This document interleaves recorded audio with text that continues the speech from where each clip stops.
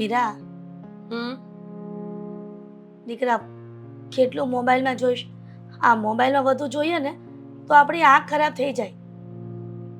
તો ટીવી જોઈએ તો આંખો ખરાબ થાય, મોબાઈલ જોઈએ તો આંખો ખરાબ થાય. એમ તો આપણે આ ધુમાડો બહુ ખાઈએ ને તો પણ આંખો ખરાબ થાય. તો પણ બે ટાઈમ કેમ રસોઈ કરાવો છો મારી પાસે? બેટા, આપણે રસોઈ ન કરીએ તો કાંઈ બીજું કોણ કરી જાય? તો હું એ જ કહેવા માંગુ છું, આપણો મોબાઈલ આપણે હેન્ડલ નહીં કરીએ તો બીજું કોઈ આવીને કરી જશે. એવું નથી કહેતી, તું મોબાઈલ જો, પણ અમુક સમય પૂરતું જ. આપણે બાળકોને પણ ના જ પાડીએ છીએ ને ઘણી વખત કે વધુ મોબાઈલ જોવાથી આપણા મગજ ઉપર ખરાબ અસર પડે છે. અને પણ હું બાળક નથી મમ્મીજી, હું મેચ્યોર છું. મને ખબર છે કે મારે શું કરવાનું છે અને શું નહીં. હશે નહીં કહું, બસ હું શું કહું છું કે મારે બપોર પછી માસીને ત્યાં જવાનું છે. આ તો તો હું જઈ શકું ને? બીજું કંઈ તારે ક્યાંય જવાની જરૂર નથી. કોઈ પણ વાત શાંતિથી બોલે તો સમજાતું તો છે નહીં. માસીના ઘરે નહીં, આ ઘર છોડીને ઘરની બહાર ક્યાંય જવાનું નથી. આ ઘરમાં 50 કામ પડ્યા છે ને ડોસીને ફરવા જવું છે. હીરા, બુદ્ધિ ખોડી લાલ લગામ. કેવી રીતે વાત કરે છે તું? હા, અને ફરવા ક્યાં જવાના છે? તમે માસીને ત્યાં જવું હોય ત્યારે જઈ આવજો. નહીં જાય. શું કામ? મેં ના પાડીને એટલે. હું હા પાડું છું ને એટલે. તો તમે કોણ છો? ઘરના કામ તમારે કરવા પડે છે. આ ઘરના બધા કામ મારાથી નહીં થાય. જવું હોય ને તો કામ કરીને જવાનું, બાકી જવાની કોઈ જરૂર નથી. સમજવાની કોશિશ કર. આ ઘરના કામ તું પણ કરી શકે છે. તને કોણ કહે છે કે એક સાથે બધા કામ કરી નાખ? તો તું તારા પિયર જાય ત્યારે મમ્મી કામ કરે જ છે ને. મેં ના પાડીને, અને તમે તમારી માનો પક્ષ ન ખેંચો ને તો વધારે સારી વાત છે. પક્ષ નથી કે તો સાચી વાત કરું છું. ત્યાં જવું પડે એમ છેલ્લે જવું પડશે. હા તો જાઓ, બેગ ભરીને નીકળો અહીંયાથી. પાછા આવવાની કોઈ જરૂર નથી. શું કામ મમ્મી સાથે માથાકૂટ કરે છે? એ તું આવો સ્વભાવ કેમ રાખે છે? જ્યારે જુઓ ત્યારે બધા સાથે માથાકૂટ કરવા સિવાય બીજું કઈ કામ નથી તો તારે? તમારે કોઈને કઈ કામ નથી કે આવીને બેસી ગયા મારી સામે અહીંયા? સલાહ એમણે પહેલા મને આપી હતી. સલાહ નહીં, તને વાત કરતા હતા, કહેતા હતા કે દીકરા તું આ ફોન ઘુમાડે છે એના કરતા સારું કહેવાય. હું સાંભળતો હતો બધું. તો તમને નથી કહેવાતું? ફોન તો તમે પણ આખો દિવસ ઘુમેડ્યા કરો છો. હા તો હું શું કરું? ઘરના કામ બોલ ને, લોટ બાંધું, હા, શાક બનાવું. કરવું પડે. એ તો સમય આવે તો એ કરવું પડે. હા, તું જેથી માંદી પડીશ ને તારા ટાંટિયા ભાંગી જશે ને ત્યારે હું કરી દઈશ. આદિ, શું કામ બહુને એવું કહે છે? હા તો બીજું શું કે? તમે જ વિચાર કરો ને. એ ગમે તે બોલે એ સાંભળી લેવાનું. શરમ નથી આવતી? મારા ટાટિયા ભાંગવાની વાતો કરે છે. અરે ભગવાન કરીને તમારા બે મા દીકરાના ભાંગે તો સારું. મીરા, ટાટિયા ભાંગવા છે મારા. હા, તું તો એવું જ ઈચ્છે છે ને. તમારા કરતા સારું ઈચ્છું છું, તે બરાબર? મને કામ કરવાનું કીધું એટલા માટે કહ્યું કે જ્યારે જરૂર પડશે ત્યારે મારે કરવું પડશે. તો જરૂર ત્યારે જ ઊભી થાય જ્યારે પગ કે હાથ તારા કામ કરતા બંધ થઈ જાય. હા તો સમજી લો ને કે મારા પગ ભાંગી ગયા છે. મીરા, બસ કર ને. હું માસીના ઘરે નહીં જાઉં, બસ. શું કામ આ નહીં નાની જાવ? એવી વાતમાં તમે દીકરા, દર વખતે એની વાત માનો છો એટલા માટે જે ફાયદો ઉઠાવે છે ને, આ વખતે તમારે જવાનું છે. પણ દીકરા, ખોટી ઘરમાં માથાકૂટ કરવી. માથાકૂટ અને ખોટી કઈ નથી. તમે ખોટા કામ માટે નથી જતા, હા, ફરવા નથી જતા. આ તમારે ત્યાં જવું પડે એમ છે એટલા માટે જાવ છો. હા, અને જઈને પાછા આવશો ને પછી તમારા કોઈ કામ હું નહીં કરું. ના રસોઈ, ના કપડાં ધોવાનું, ના ઘરના કોઈ કામ. મજા આવે એમ કામ કરજો, અને ન થાય ને તો માસીને લેતા આવજો. માસી હેલ્પ કરશે ને. મીરા, ખરેખર હા, તારી જેવી પત્ની તો ભગવાન કોઈને ના આપે. હા, તમે તો એવું જ ઈચ્છો છો ને કે મારા જેવી પત્ની કોઈને ન મળે જે સાચું બોલતી હોય. ભગવાન કરે ને તમારા જેવો પતિ કોઈને ન મળે. હા, હું તો એ જ પ્રાર્થના કરીશ કે એકવાર ભૂલ થઈ ગઈ છે, બીજા કોઈથી આવી ભૂલ ન કરાવતો. શું કામ તમે નાની નાની વાતમાં પતિ પત્ની લડો છો? આ બધું મારા કારણે જ થાય છે. હવે ક્યારેય ઘરમાં રણ લઈ લઉં છું કે ક્યારેય હું ક્યાંય જવાનું નામ નહીં લઉં. Very good. પણ અત્યારે ઝઘડો થયો એનું શું?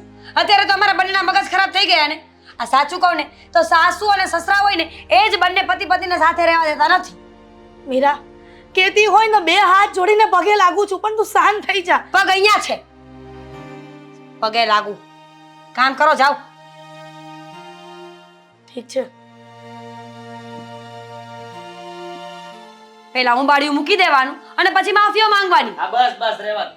હા, તમે તમારું કામ કરો ને તું જાઓ ને. તારું કામ કરને જાને. મમ્મીને કામ પર લગાવી અને પોતે અહીંયા ફોન ઘુમાડશે. હા તો જરાય શરમ જેવું છે? તારા મા બાપે તને આવું શીખવાડ્યું છે?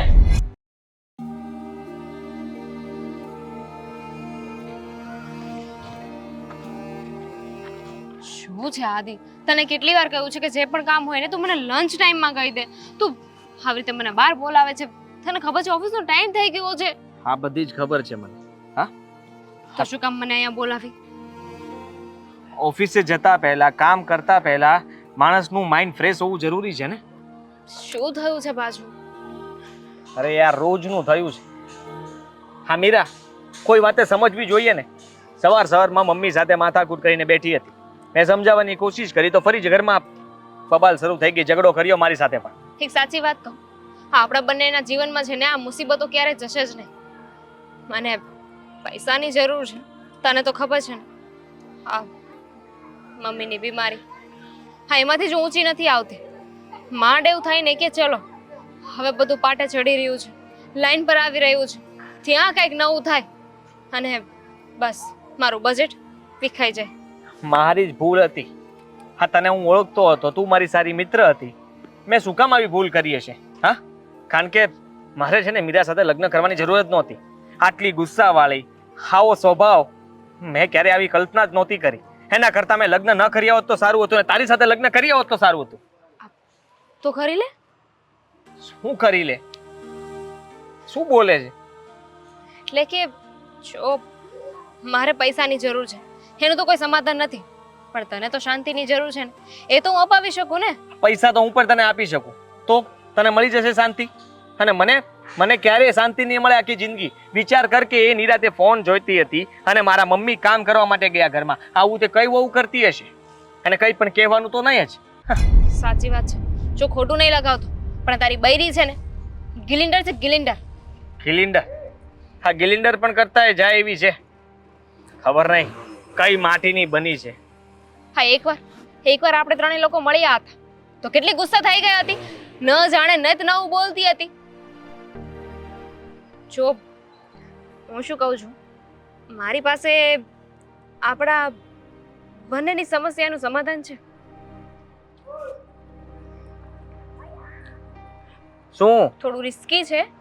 અરે ગમે એટલું રિસ્કી હોય, હા, આનાથી છુટકારો મળતો હોય ને શાંતિ મળતી હોય ને તો એની માટે રિસ્ક લેવા માટે તૈયાર છું. કૂવામાં પડવાનું કેમ તો એ પડીને પાછો બહાર આવીશ. એની જરૂર નથી. તો જો હું તારી સાથે લગ્ન કરીશ. એની શું કામ ખોટા સપનાઓ દેખાડે છે? હા, આ ઘડીક એક ક્ષણ માટે તો મને એવું લાગે ને કે વાહ કેવી મસ્ત વાત કરી, પણ જે થઈ શકે એમ નથી એવી વાત કરીને શું મતલબ? અરે સાચું કહું છું, આપણે બંને મેરેજ કરીશું. જો આ તારી પત્ની કોઈની વાત નથી માનતી ને, કોઈને સરખા જવાબ નથી આપતી, મન ફાવે એમ બોલી દે છે, અને તારી સાથે પણ પ્રેમથી નથી રહેતી ને, તો વિચાર કર તારા જીવનમાં જો કોઈ બીજી છોકરીની એન્ટ્રી થાય તો થોડી ઘણી ચિંતા તો એને થશે જ ને, નહીં થાય? હા, એટલે તું કહેવા શું માંગે છે? એને બળતરા કરાવવાની છે કે ઘરમાં ઝઘડો વધારવાનો છે? તારી સાથે મતલબમાં લગ્ન કરીને હું તને ઘરે લઈને આવું તો ઘરમાં માથાકૂટ સુધારવાની છે ને, સુધારવાની છે. જો એને એટલી તો ખબર પડશે ને કે હવે તું મીરા સાથે રહેવા નથી માંગતો. સ્વાભાવિક છે, આપણે બંને લગ્ન કરીને જઈશું એટલે ઓટોમેટિક સમજી જશે કે એની ભૂલ છે, એને આવું ના કરવું જોઈએ, એણે આજે કર્યું છે ને એટલે જ તું એનાથી દૂર થઈ રહ્યો છે. અને જો કદાચ એ સમજી ગઈ તો તારા નસીબ તો ખુલી ગયા ને. મતલબ કે હા, એક છેલ્લી તુક્કો મારીએ. ટૂંકો રસ્તો જે કે તે, છતાંય તે જો એનામાં કઈ સુધારો ન થયો તો? હું એ જ પૂછવાની હતી. તો લાગે છે કે ઓફિસ જઈએ.